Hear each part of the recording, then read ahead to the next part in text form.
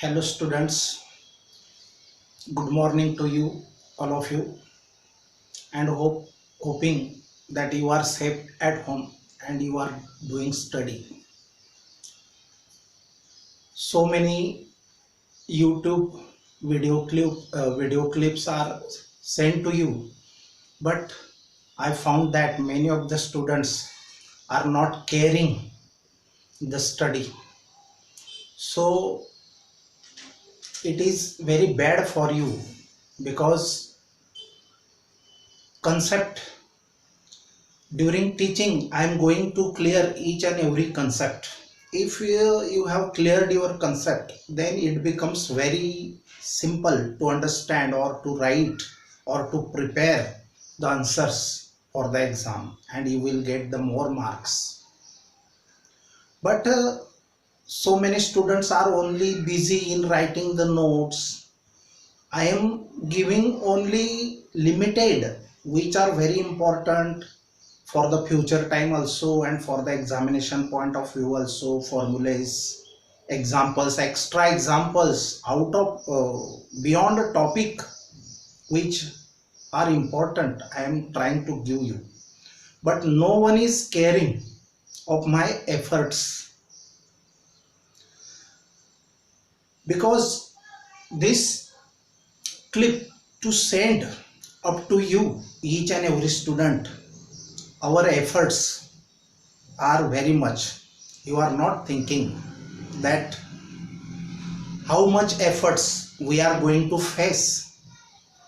So my request to all the students and all the parents, that you should purchase the textbook and at least listen all the clips, video clips of each and every topic, because I am writing here topic number, example number, notes are also sending to you, and I am happy that I am doing so much for you. I am satisfied. But some thinking is that, some nervousness of my mind is that you are not uh, responding. Either by message you can ask some questions and get clear the concept how to solve. So learning, teaching and learning is should by both ways, not by single way. I am sending is a single way, but you, if you respond, that gives a perfect learning and teaching perfection. So maintain. I am hoping that you are studying at home well. Okay. So now today we are going to see two examples. This one is textual example, this one is extra example, and the topic, main topic, angle of contact. Listen, already this formula we have learnt. Work done is equal to surface tension into increasing area. This is relation between surface energy and surface tension. Work done is nothing but surface energy. Means what?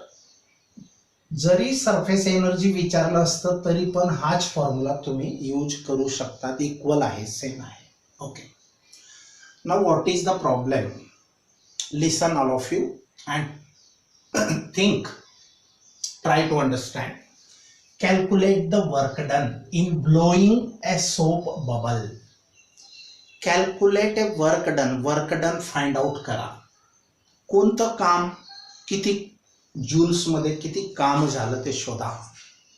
In blowing a soap bubble. Soap bubble म्हणजे पाण्याचा बुडबुड, असा spherical गोल. लहान मुलं उडवतात साबणाच्या पाण्याचे बुडबुडे, तुम्ही पण उडवले असतील, तुम्हाला माहिती आहे. तर बबल म्हणजे बुडबुडा, गोल असतो, स्फेरिकल, लहान मोठे असे वेगवेगळे कलर्स दिसतात त्यांच्यामध्ये, विपजी और 7 कलर्स. तर ते bubbles, blowing a soap bubble. मग बबल बनवायला किती वर्क डन होईल to a radius of 1 centimetre. असा छोटासा बबल आहे की ज्याची रेडियस किती आहे 1 सेंटीमीटर आहे. The surface tension of the soap solution is, आणि त्या सोप सोल्युशनचं surface tension 2.5 into 10⁻⁻2 newton per metre इतकं आहे. आता हे बघा इथं दोघं ज्या व्हॅल्यूज आहेत त्यांचे युनिट्स बघायचे आणि ते दोघं एकतर CGS पाहिजेत एकतर SI पाहिजेत. मग आता इथं SI आहे पण हे CGS आहे, मग एकतर ह्याला SI बनवा एकतर ह्याला CGS बनवा, दोघंही सेम युनिटमध्ये कन्वर्ट करा. मग तुम्हाला जे बेटर वे असेल, आता I think that to convert 1 centimeter into a meter is the better way for you, and this value keep as it is or you can use the same value. Okay, now given is that surface tension of soap solution is 2.5 into 10⁻⁻2 Newton per meter. Initial radius of the bubble is 0. आता bubble बनवणार आहेत म्हणजे तो आधी liquid आहे, म्हणजे तो bubble नाही आहे, म्हणजे त्याची रेडियसच नाही आहे, म्हणजे इनिशियल रेडियस काय असेल 0 असेल. इनिशियल रेडियस 0 असेल तर त्याचा surface area initial surface area पण किती असेल 0. सरफेस एरिया कोणत्या फॉर्म्युल्याने काढतो आपण 4πr². तुम्ही आधी शिकलेत गोलाचे घनफळ मराठीमध्ये, आणि surface area of the sphere 4πr². आर तुम्ही लहान स्मॉल घ्या कॅपिटल घ्या, एनिवे यू कॅन यूज. आता दुसरी गोष्ट, बबल बनवला म्हणजे त्याच्यामध्ये हवा फुंकली म्हणजे तुम्ही काय केलं त्याचा सरफेस आधी नव्हताच आणि तो फुगवला म्हणजे सरफेस वाढवला. आता सरफेस वाढवला म्हणजे तुम्ही हवा त्याच्यामध्ये फुंकली, मग हवा फुंकली मग तो क्लोज होऊन जातो, स्फेरिकल होऊन जातो. मग त्याचे जे सरफेसवरचे मॉलिक्युल्स असतात ते काय करतात, trying to remain in the minimum surface area, minimum potential एनर्जीमध्ये राहण्याचा प्रयत्न करतात, जवळ येण्याचा प्रयत्न करतात, कोहेसिव्ह फोर्स.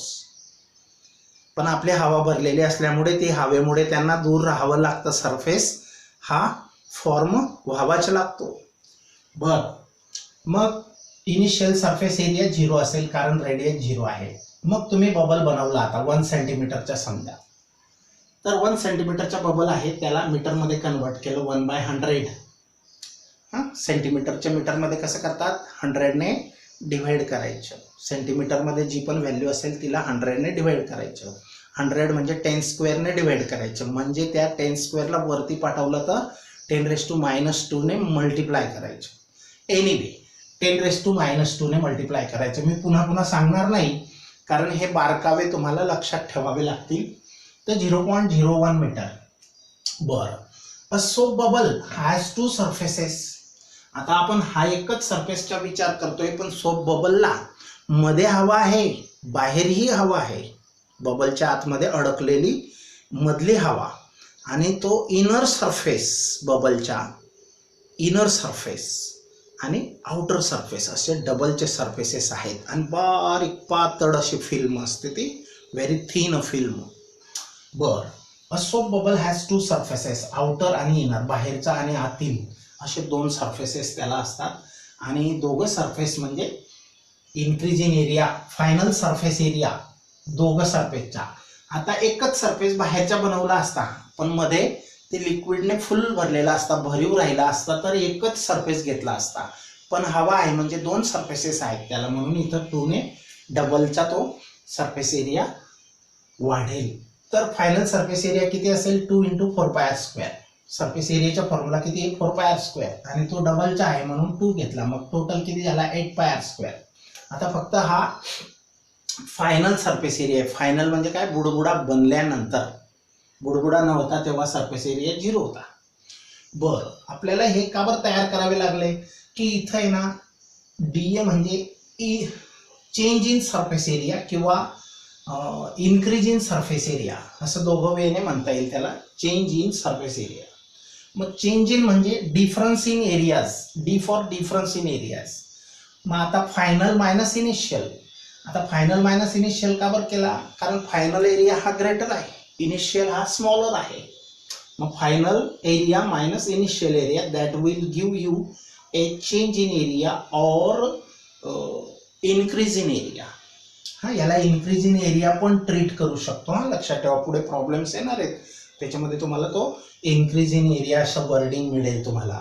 नाही तर तुम्ही लगेच घाबरून जाणार की इथं चेंज इन एरिया म्हणतो, मग तिथे इनक्रीज इन एरिया कसं म्हणायचं. तर म्हणून लेक्चर अटेंड करणे फार इम्पॉर्टंट असतं, कारण अशा बारीक गोष्टी आम्ही तुम्हाला सांगत असतो. मग फायनल एरिया किती आहे, A is equal to 8πr² minus initial area किती आहे, final minus initial area, final area minus initial area, final area A म्हणजे तो किती आहे, ए ची व्हॅल्यू 8πr² आणि इनिशियल किती आहे, 0 आहे. बरं, मग याचं सबट्रॅक्शन किती येईल, 8πr². मग याचं सबट्रॅक्शन आन्सर किती येईल, 8πr². तर या 8πr² हा आपण फाइंड आउट करून घेऊ. 8 पायची व्हॅल्यू 3.142, 2 म्हणजे थर्ड डिजिट पण घ्यावे, that will affect the third digit of the answer, so it should be taken. Some students are avoiding or only taking 3.14 only, but that will affect the answer. So there may be a chance to change the answer somewhat, not major difference but somewhat. बर, आता पायची value किती घ्यायची, 3.142 पण घ्यायचा, multiplied by r², radius होती 0.01 metre, त्याचा square केला. मग हे सगळं कॅल्क्युलेशन केलं तर तुम्हाला हे आन्सर मिळेल. आता मी काही करून दाखवत नाही, कारण ते तुम्हाला येतं 11वी मध्ये 11th मध्ये आपण मल्टिप्लिकेशन पॉईंटचं कसं करायचं ते सांगितलं आहे. बरं, याला आपण पॉईंट डेसिमल पॉईंटचं पॉवर फॉर्ममध्ये कसं कन्व्हर्शन करणार. हा पॉईंट सपोज मी इकडे इथून इथं आणला, हा पॉईंट मी इथून इथं आणला म्हणजे हा नंबर तुम्ही मोठा करतायत. मग 0.251, तर याला परत जितकं डिक्रीज करायचा तितकं मायनस करायचा. हा म्हणजे हा नंबर 0.00251 हा लहान आहे. हा पॉईंट इथं सरकवल्यावर तो नंबर कसा होणार आहे, जर मोठा होत असेल, आता पॉईंट 0.2 ग्रेटर आहे याच्यापेक्षा, जर हा नंबर मोठा होणार असेल पॉईंट शिफ्ट करून तर त्याच्या पॉवर मायनस घ्यावा, आणि जर लहान होत असेल तर त्याच्या पॉवर प्लस घ्यावा. म्हणजे किती डिजिट्सने त्याला डिक्रीज करायचे, -2. बरं, आता ही व्हॅल्यू आपली आहे चेंज इन एरिया म्हणजे डीए ची. ही डीए ची व्हॅल्यू इथे यूज केलेली आहे. आणि टी सरफेस टेन्शन तर ऑलरेडीच गिव्हन फॅक्टमध्ये आहे, 2.5 × 10⁻² न्यूटन पर मीटर. मग आता 2.5 × 0.25, 25चा स्क्वेअर होतो 625, पण ते हा 1 फॅक्टर आहे, परत त्याच्यानंतर इथं 2 फॅक्टरमुळे थोडासा चेंज झालाय. तर यांचा प्रॉडक्ट केला आणि 10⁻² हा -4 आणि पॉईंट इकडे तिकडे थोडा ॲडजस्ट करून 10⁻⁵.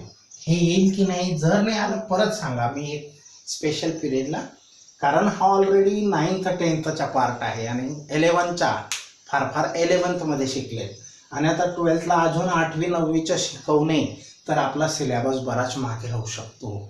म्हणून ह्या गोष्टी तुम्हाला प्रॅक्टिसच्या भागे फटाफट करता आल्या पाहिजेत. ओके, तर याचा answer work done is equal to T into D. हा फॉर्म्युला आपण शिकलेलो आहे मागच्या क्लिपमध्ये.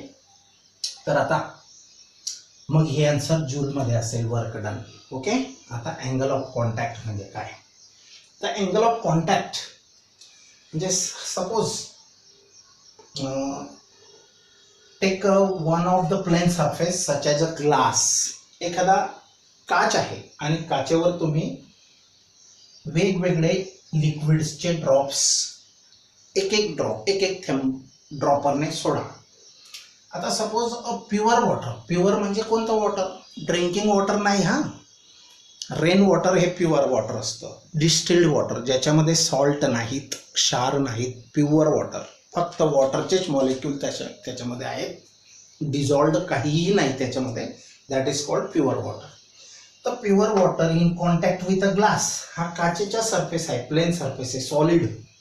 आता एक सॉलिडवर दुसरा लिक्विड ठेवला तर काय होतं, तर त्यांच्यामध्ये ॲडेझिव्ह फोर्स असतो. कधी कधी हा ॲडेझिव्ह स्ट्रॉंगर असतो, कधी कधी हा काही लिक्विड्समध्ये विकर असतो, म्हणून असे ड्रॉप्स वगैरे फॉर्म होतात. आता बघूया, मग जर प्युअर वॉटर जर क्लीन ग्लासवर तुम्ही टाकलं तर ते पसरून जाईल, थेंब तयार होणार नाही, पसरून जाईल, म्हणजे मग अँगल ऑफ कॉन्टॅक्ट हा 0 असेल. आता अँगल ऑफ कॉन्टॅक्ट काय असतो, हा समजा मर्क्युरीचा ड्रॉप आहे आणि तो जास्तीत जास्त स्फेरिकल राहतो.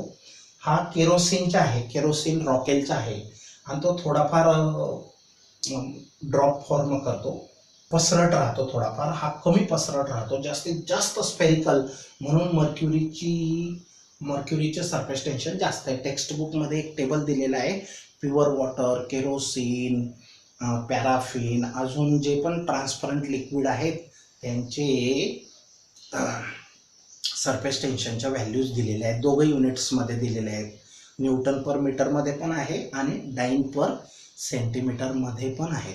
बरं, आता बघा, हा काही ठिकाणी 0 असतो अँगल थिटा, काही ठिकाणी ॲक्यूट म्हणजे लेस दॅन 90 असतो, काही ठिकाणी ग्रेटर दॅन 90 म्हणजे ऑब्ट्यूज अँगल असतो, विशाल कोन असतो. बरं, अँगल ऑफ कॉन्टॅक्ट म्हणजे काय? जेव्हा एखादं लिक्विड एखाद्या सॉलिडच्या कॉन्टॅक्टमध्ये आल्यानंतर असा थेंब तयार होतो, काहींमध्ये होतही नाही, पण ज्याचा थेंब तयार झाला तर असा पॉइंट ऑफ कॉन्टॅक्ट घ्यायचा, कोणता? लिक्विडचा सॉलिडशी. आता इथं बघा, हा पॉइंट किंवा हा पॉइंट, आता तो स्फेरिकल असेल, प्लेन ग्लास प्लेटवरती तो ड्रॉप आहे, तर त्याच्या स्फेरिकल बाउंड्रीला तुम्ही ते पॉइंट ऑफ कॉन्टॅक्ट म्हणू शकता. मग ह्या पॉइंट ऑफ कॉन्टॅक्टला, आता हा स्फेरिकल आहे, इकडे पण पॉइंट ऑफ कॉन्टॅक्ट आहे, इकडे पण आहे, मग तिथं टँजंट ड्रॉ करायची. कोणाला? Free surface of the liquid. Free म्हणजे हवेला, हा मध्ये जो सरफेस पॅक आहे तो नाही, त्याला फ्री म्हणता येणार नाही, बाहेरचा म्हणजे फ्री सरफेस. मग फ्री सरफेसला टँजंट ड्रॉ करायची. कुठं? At the point of contact, and measured this angle inside the liquid. लिक्विडच्या साईडने हा अँगल मोजा, लिक्विडच्या साईडने, इनर साईडने हा अँगल मेजर केला तर तो अँगलला म्हणायचं अँगल ऑफ कॉन्टॅक्ट. बघा डेफिनेशन कशी आहे, अर्थ समजला. मग the angle of contact theta ने डिनोट करतात बिटवीन, कोणामध्ये असतो हा? Liquid and a solid surface is defined as, याची डेफिनेशन अशी केली जाते की द अँगल ऑफ बिटवीन, कोणामधला अँगल? अँगल बिटवीन अ टँजंट, ही टँजंट आहे, टी फॉर टँजंट. हां, आता काही बुकमध्ये इथं टी लिहिलेलं आहे. आता तुम्ही समजणार, इथं या ॲरोला सरफेस टेन्शनसाठी आपण टी कॅपिटल यूज करतो, पण काही नोटेशन्स असे डाऊटफुल पण आहेत, पण ते आपल्याला ॲक्सेप्ट करावे लागतील. तर इथं टी फॉर टँजंट समजायचं, लक्षात ठेवा. हां, आता कॉमन सेन्सची गोष्ट आहे. तर defined as the angle between the tangent drawn to the free surface of the liquid. Tangent drawn to the, कुठं ड्रॉन केली? या फ्री सरफेसला. पण पॉइंट कुठं घ्यायचा? कुठं पण टँजंट नाही ड्रॉ करायची. ॲट द, हां, drawn to the free surface of the liquid and the surface of the solid at the point of contact, म्हणजे जिथं दोघांच्या कॉन्टॅक्ट झालेला आहे त्या पॉइंटलाच ती टँजंट ड्रॉ करायची. आणि मेजर्ड विदिन द लिक्विड. मग हा अँगल कसा मेजर्ड करायचा? विदिन द लिक्विड म्हणजे लिक्विडच्या बाजूने, जिकडे लिक्विड आहे तिकडून. मग काहींमध्ये हा ॲक्यूट येतो, काहींमध्ये ऑब्ट्यूज येतो, काहींमध्ये लिक्विड ड्रॉपच तयार होत नाही तर अँगलच मेजर करू शकत नाही, किंवा लिक्विड पसरूनच गेलं तर टँजंट कुठं ड्रॉ करणार? मग अँगल किती येणार? 0. Okay, understood. तर हे मर्क्युरीसाठी आहे, केरोसिनसाठी आहे, हे प्युअर वॉटरसाठी, टॅप वॉटर, ड्रिंकिंग वॉटरसाठी नाही. Okay, now what are the characteristics of angle of contact? वैशिष्ट्ये, हा अँगल ऑफ कॉन्टॅक्टमध्ये स्पेशल गुण काय आहेत, याच्यामुळे आपल्याला काय माहिती पडतं, याचा स्टडी करून काय फायदा आहे बघू. तर the angle of contact is a constant. Constant म्हणजे फिक्स असतो for a given solid liquid pair. एखाद्या दिलेल्या सॉलिड आणि लिक्विडच्या जोडीचा तो अँगल ऑफ कॉन्टॅक्ट 0 असतो. आता बघा, प्युअर वॉटर आणि क्लीन ग्लास यांचा अँगल ऑफ कॉन्टॅक्ट 0 आहे. तर प्युअर वॉटर आणि क्लीन ग्लास तुम्ही कोणत्याही ठिकाणी मेजर केला तर तो 0च येणार, म्हणजे बदलणार नाही. प्युअर वॉटर आणि ग्लासचा अँगल ऑफ कॉन्टॅक्ट जो आहे फिक्स, एका ठिकाणी मेजर केला तो 17 ठिकाणी मेजर करा तोच येणार, बदलणार नाही. याचा अर्थ असा आहे, it is a constant for a given solid liquid pair of contact. The value of angle of contact depends upon, या थिटाची व्हॅल्यू 0 येणे, लेस दॅन 90 डिग्री येणे, मोर दॅन 90 डिग्री येणे, हे कशावर डिपेंड करतं? Depends upon nature of liquid and solid in contact. ते दोघं solid आणि लिक्विडच्या नेचरवर डिपेंड करतात. आता नेचर म्हणजे काय? तर हा केरोसिन आहे, हा मर्क्युरी आहे आणि खाली दोघं ठिकाणी ग्लास आहे. मग इथं लिक्विडचं नेचर बदललंय. हा मर्क्युरी डिफरंट प्रॉपर्टीजचा आहे आणि केरोसिन डिफरंट प्रॉपर्टीजचे आहे, म्हणजे नेचर बदललं, म्हणजे प्रॉपर्टी डिफरंट असतील लिक्विडच्या तर हा बदलतो, म्हणजे याची व्हॅल्यू बदलते. The value of angle of contact depends upon the nature of solid and liquid in contact, which are in contact. Third point आहे, it depends upon medium which exists above the free surface of the liquid. या liquid सरफेसच्या वरती कोणतं medium आहे? Vacuum आहे का जास्त डेन्सिटीची air त्याच्यावर pressure देते? व्हॅक्यूम असेल तर तो दाबला जाणार नाही, प्रेशर असेल तर तो जास्त दाबला जाईल थेंब, तर त्याच्या अँगल ऑफ कॉन्टॅक्ट मध्ये चेंज होईल, काहीतरी चेंज होणार. म्हणून त्या लिक्विडच्या वरती ॲटमॉस्फिअर किंवा जे वातावरण आहे ते कसं आहे? डिपेंड्स अपॉन मीडियम कोणता आहे? Which exist above the free surface of the liquid, जे आढळून येतं. एक्झिस्ट मीन्स आढळून येणे. मीडियम कोणतं आढळतंय, समजलं? तर पुढचा पॉइंट आहे, the angle of contact changes due to impurity or temperature. आता अँगल ऑफ कॉन्टॅक्ट समजा तुम्ही मेजर केला kerosene with a clean glass, जो पण आला 90 बिलो, तो मेजर केला आणि आता एक थेंब त्याच्यामध्ये इम्प्युरिटी टाकून द्या, ड्रॉप ऑफ इंक और ड्रॉप ऑफ एनी ऑइल त्याच्यामध्ये ॲड करा, तर लगेच हा अँगल ऑफ कॉन्टॅक्ट काय होतो? चेंज होतो. किंवा आता सपोज हे प्युअर वॉटर आहे आणि क्लीन ग्लास आहे, यांचा अँगल ऑफ कॉन्टॅक्ट तुम्ही मेजर केला आणि तो 0 आला, पण त्या पाण्याचं टेम्परेचर तुम्ही चेंज जर केलं, आता समजा केरोसिन अमुक टेम्परेचरला इतका मेजर केला आणि त्याचं टेम्परेचर 20-30 डिग्री काहीतरी चेंज केला, 20-30 पाहिजे असं काही नाही, थोडंफार चेंज केला, तर मात्र त्याच केरोसिनचा फक्त टेम्परेचर चेंज केल्यामुळे सुद्धा अँगल ऑफ कॉन्टॅक्ट चेंज होतो. म्हणून अँगल ऑफ कॉन्टॅक्ट कोणावर डिपेंड असतो? Depends on or changes due to the impurity. Impurity म्हणजे अशुद्धता, और टेम्परेचर, तापमान बदललं त्याच लिक्विडचं तरी तो बदलतो. त्याच्यानंतर 5वा पॉईंट याच्याशी संबंधित आहे, पण तुम्ही सेपरेट आहे क्रिएट केलाय बघा. अ स्मॉल कंटामिनेशन म्हणजे भेसळ, मिक्सिंग, दुसरा पदार्थ एका प्युअर पदार्थामध्ये दुधामध्ये, प्युअर दुधामध्ये पाणी टाकणे म्हणजे कंटामिनेशन. तर अ स्मॉल कंटामिनेशन म्हणजे इम्प्युरिटी ऑफ ए सरफेसवर जरी एखादी अशी इम्प्युरिटी टाकली तुम्ही पाण्यावर, ऑइल, की जे डिझॉल्व नाही होत पाण्यामध्ये, सरफेस, मग त्याला सरफेस इम्प्युरिटी म्हणतात. मध्ये डिझॉल्व झाली ती पण इम्प्युरिटी आहे, पण सरफेस इम्प्युरिटी मुळे सुद्धा हा चेंज होतो, large, that causes a large change in the angle of contact. Understood? Very simple and maybe asked for 2 marks. Many a times there was a question in the board exam, so prepare it well. Definition carries 1 mark. Characteristics any 4 you have to write 2 marks. And these 2 problems weightage 2 marks. आता हा next problem बघूया आजच्यासाठी last. How much amount of work is done in forming a soap bubble? बघा तेच आहे, तोच problem आहे. Soap bubble बनवायला किती काम व्हावे लागेल, किती वर्क डन होईल. Of radius R. समजा त्या सोप बबलची रेडियस आर आहे. आता फॉर्म्युला बनणार आहे. मग work done against a force due to surface tension. Work done against a force म्हणजे काय? तो सोप बबल आधी काय होता, पाण्याच्या थेंब सारखा थेंब होता, भरीव होता. त्याच्यामध्ये तुम्ही हवा भरणार म्हणजे आता तो थेंब का बरं होता? Due to surface tension. Every molecule, each and every molecule is trying to attract to each other and trying to remain in the minimum potential energy, trying to remain in the minimum surface area. So they are attracting to each other, each and every molecule. But when you blow the air between these molecules, then it forms a bubble. मग हवा भरली म्हणजे bubble तयार झाला, म्हणजे work done केलं तुम्ही. मग हे वर्क डन कोणाच्या विरोधात आहे?